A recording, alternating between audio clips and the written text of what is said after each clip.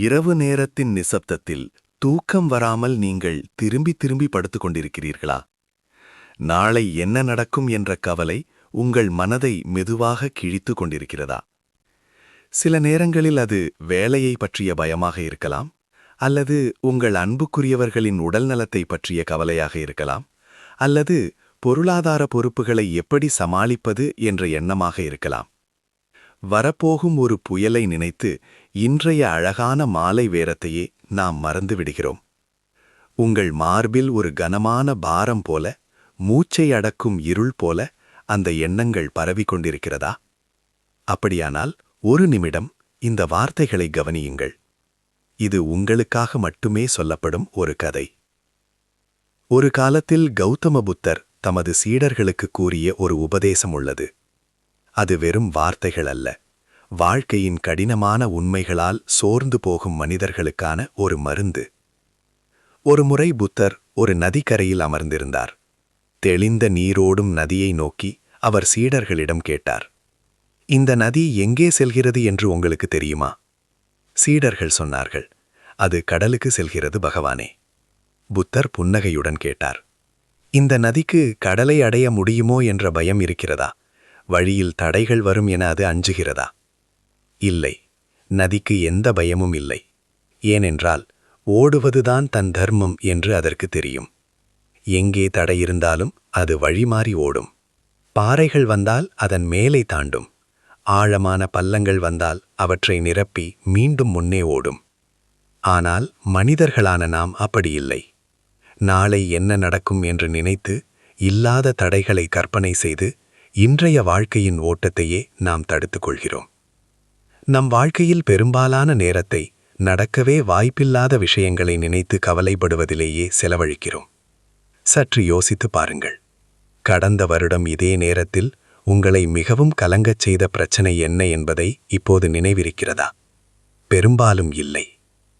அன்று உங்களின் தூக்கத்தை பறித்த மலை போல தோன்றிய அந்த பிரச்சனை இன்று எங்கோ கரைந்து போயிருக்கிறது. காலம் அதற்கு தீர்வு கண்டிருக்கிறது, அல்லது நீங்கள் அதை கடந்து வந்திருக்கிறீர்கள். இதே போலதான் இப்போதைய உங்கள் கவலைகளும். நாளை என்பது ஒரு வெற்று காகிதம். அதில் என்ன எழுதப்படும் என்பது இன்றைய உங்கள் செயல்களை பொறுத்தது, இன்றைய உங்கள் கவலைகளை பொறுத்ததல்ல. ஒரு விவசாயி விதை விதைப்பதை நீங்கள் பார்த்திருக்கிறீர்களா? நாளை மழை பெய்யுமா, வெயில் கொளுத்துமா, பூச்சிகள் வரும் என யோசித்து அவர் சும்மா உட்கார்ந்து விட முடியாது. அவரின் தர்மம் விதை விதைப்பது, நீர் ஊற்றுவது, பாதுகாப்பது, அவ்வளவுதான். பலன் என்ன ஆகும் என்பது இயற்கையின் முடிவு. அதேபோல்தான் நம் வாழ்க்கையும். செயலை செய்வதே நம் கட்டுப்பாட்டில் உள்ளது. பலனை பற்றிய அளவுக்கு அதிகமாக கவலைப்படுவது செயலின் அழகையே அழித்துவிடும். புத்தர் சொல்வார், அம்பை எய்த பிறகு வில்லாளியின் கையில் எதுவும் இல்லை. அது இலக்கை தட்டுமா இல்லையா என்பது காற்றையும் தூரத்தையும் பொறுத்தது. ஆனால் எய்துவதற்கு முன்பே தட்டுமா என்று பயந்து நடுங்கினால் அந்த அம்பு ஒருபோதும் இலக்கை அடையாது. நம் மனம் ஒரு விசித்திரமான இயந்திரம். அது எப்போதும் எதிர்காலத்தை உருவாக்கி கொண்டிருக்கும். ஆனால் பெரும்பாலும் அது உருவாக்குவது பயமூட்டும் காட்சிகளையே. சிறிய தலைவலி வந்தால் பெரிய நோயோ என்று பயப்படுகிறோம். குழந்தை வீட்டுக்கு தாமதமாக வந்தால் ஏதோ விபத்து நடந்திருக்குமோ என நினைக்கிறோம். மேலதிகாரி ஒருமுறை தீவிரமாக பார்த்தால் வேலை போய்விடுமோ என அஞ்சுகிறோம். இந்த எண்ணங்கள் நாமே நெய்யும் சிலந்தி வலை போன்றவை. அதில் நாமே சிக்கிக்கொள்கிறோம். இந்த வலையிலிருந்து வெளியே வர ஒரே வழி நிகழ்காலத்தில் வாழ்வது. சுருக்கமாக அதன் மைய செய்தி, நாளையை நினைத்து இன்றைய அமைதியை இழக்காதீர்கள். நீங்கள் உங்கள் எண்ணங்கள் அல்ல. பயம் எதிர்காலத்தில் தான் இருக்கும். இந்த நிமிடம் பாதுகாப்பானது. வாழ்க்கை ஒரு பயணம், இலக்கு அல்ல.